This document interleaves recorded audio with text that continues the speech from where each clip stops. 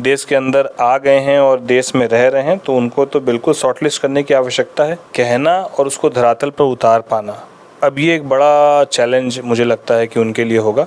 India गठबंधन के नेता कोई ट्वीट नहीं कर रहे हैं और वक्फ बोर्ड पे ट्वीट किया जा रहा है, इसके क्या मायने हैं? लोक जनशक्ति पार्टी पूरी तरीके से एनडीए के साथ है, प्रधानमंत्री मोदी जी के निर्णय के साथ है। बिहार और बंगाल में जितने बांग्लादेशी घुसपैठियाँ हैं सबको खदेड़ के भगा देंगे, लोजपा क्या करेगी? कि भैया वो अल्पसंख्यक समाज के हित में नहीं है या उनके विरोध में है। प्रधानमंत्री कोई देश विरुद्ध निर्णय लेने वाले व्यक्ति नहीं है, वो हमेशा देश हित के ही लिए निर्णय लेंगे। पनोरमा ग्रुप, जो सोचता है वो करता है।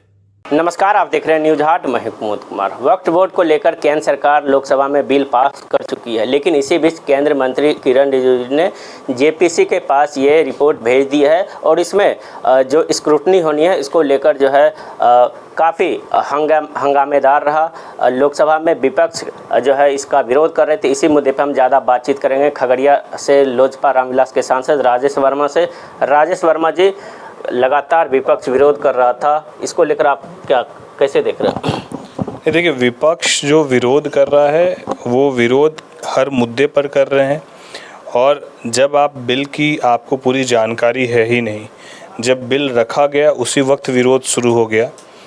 और विरोध करने के पीछे का कारण दो हो सकता है, या तो हमको पूरी उसकी जानकारी हो कि भैया वो अल्पसंख्यक समाज के हित में नहीं है या उनके विरोध में है, या फिर सिर्फ हम विपक्ष में इसलिए विरोध करें।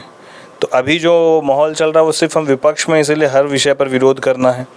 ये विरोध का स्तर इस स्तर पर है कि जब बजट पास किया जा रहा था तो सरकार, जब स्पीकर सर ये बात कह रहे थे कि क्या आप इसका समर्थन करते हैं, तो जहां हम लोग हाँ बोल रहे थे, जब उधर से कुछ लोग ना बोले तो स्पीकर ने कहा क्या बजट में पैसा नहीं चाहते हैं, आपके क्षेत्र में विकास का काम नहीं हो, तो विरोध करने का कोई मौका वो छोड़ना ही नहीं चाहते हैं।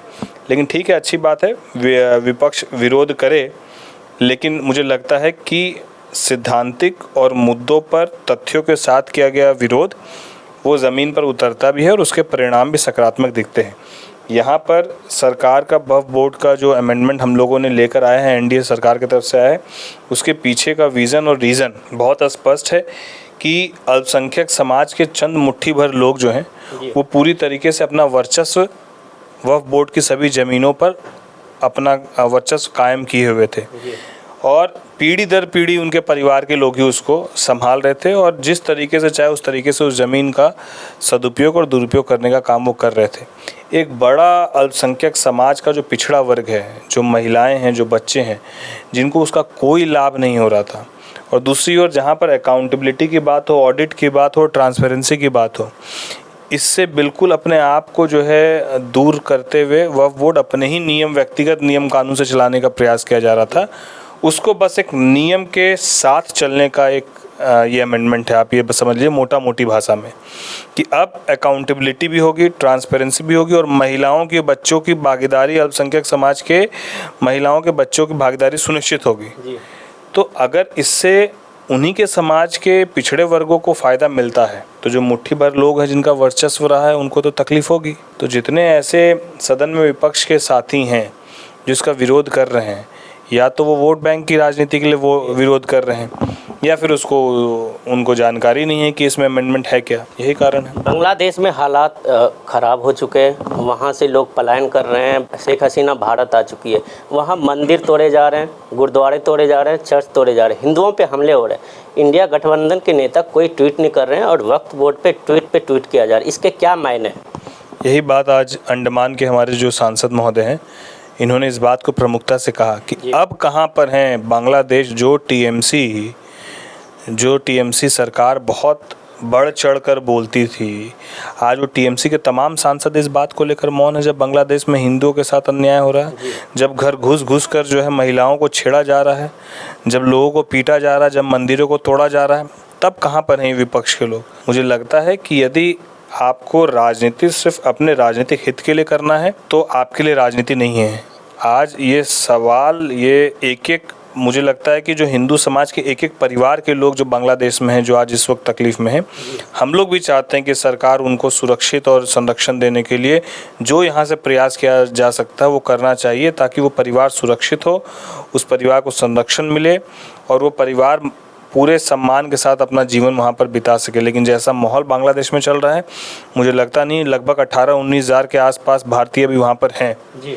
तो उनको सुरक्षित या तो भारत लाने की आवश्यकता है या उनको वहाँ पर संरक्षण देने की आवश्यकता है। क्या प्रधानमंत्री कोई फैसला लेते हैं तो क्या लोजपा रामविलास प्रधानमंत्री मोदी के साथ उस फैसले के साथ सहमत होगी? हमारे नेता हनुमान हैं, हमारे प्रधानमंत्री जी के, उन्होंने स्पष्ट रूप से कहा है, और प्रधानमंत्री कोई देश विरुद्ध निर्णय लेने वाले व्यक्ति नहीं है, वो हमेशा देश हित के ही लिए निर्णय लेंगे।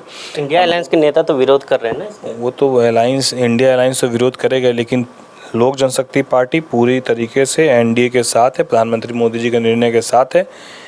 इंडिया अलायंस को वोट बैंक की राजनीति करनी है और हमारी राजनीति बिल्कुल स्पष्ट है, पहला देश हित, उसके बाद राजनीतिक हित। बिहार भाजपा के नेता नीरज बबलू कहते हैं कि बिहार और बंगाल में जितने बांग्लादेशी घुसपैठियाँ हैं सबको खदेड़ के भगा देंगे। लोजपा क्या करेगी? हम लोग और संवैधानिक कोई बात ना बोलेंगे और ना हम लोग ऐसा कोई काम करेंगे। हाँ, जो घुसपैठियाँ हैं उसको लेकर सरकार की रणनीतियाँ बन रही है और सरकार उस पर जल्दी कोई सकारात्मक पहल आप लोग को देखने को मिलेगा। क्योंकि कोई भी हो, अगर आज किसी और देश में भी अगर आप बिना किसी लीगल प्रोसीजर के अगर आप चल जाते हैं तो स्वाभाविक है वो आपके लिए तकलीफ़ होना ही चाहिए। तो उसी तरीके से जितने ऐसे हिंदुस्तान के अंदर, चाहे वो बांग्लादेशी हो, चाहे वो पाकिस्तानी हो, चाहे वो किसी अन्य देशों के हों, जो बिना लीगल फॉर्मेट के देश के अंदर आ गए हैं और देश में रह रहे हैं, तो उनको तो बिल्कुल शॉर्टलिस्ट करने की आवश्यकता है और वो शॉर्टलिस्ट होना भी चाहिए। प्रशांत किशोर को लेकर सवाल है। पीके बोल रहे हैं कि हमारे जनसुराज में 1 करोड़ से ज़्यादा लोग जुड़ चुके हैं। एनडीए और जो इंडिया गठबंधन के लोग हैं ये 30 साल से राज कर रहे हैं, पलायन नहीं रोक पाए। लग रहा है कि सेंधमारी होगी एनडीए के साथ 25 में। नहीं, वो धरातल पर मेहनत कर रहे हैं और इसमें कोई दो मत नहीं है। वो अपना प्रयास, सकारात्मक प्रयास कर रहे हैं। और जब कुछ नया होता है, जब बिहार के हित की बात होती है, तो स्वाभाविक रूप से बिहार का हर एक वर्ग चाहता है कि भैया इसमें क्या नया है। वो उत्सुकता होती है जानने की, जोड़ने की, वो उत्सुकता है।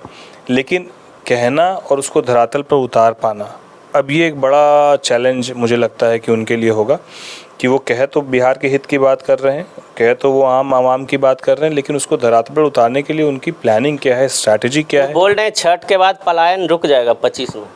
नहीं, ये तो बहुत अच्छी बात होगी। अगर वो पलायन रोकते हैं तो इससे हम लोग को दुख नहीं होगा, मुझे तो खुशी होगी। क्योंकि मेरे लिए, मैं फिर कहता हूँ कि मेरे लिए राजनीति से ज़्यादा महत्वपूर्ण बिहार है, बिहार के लोग हैं।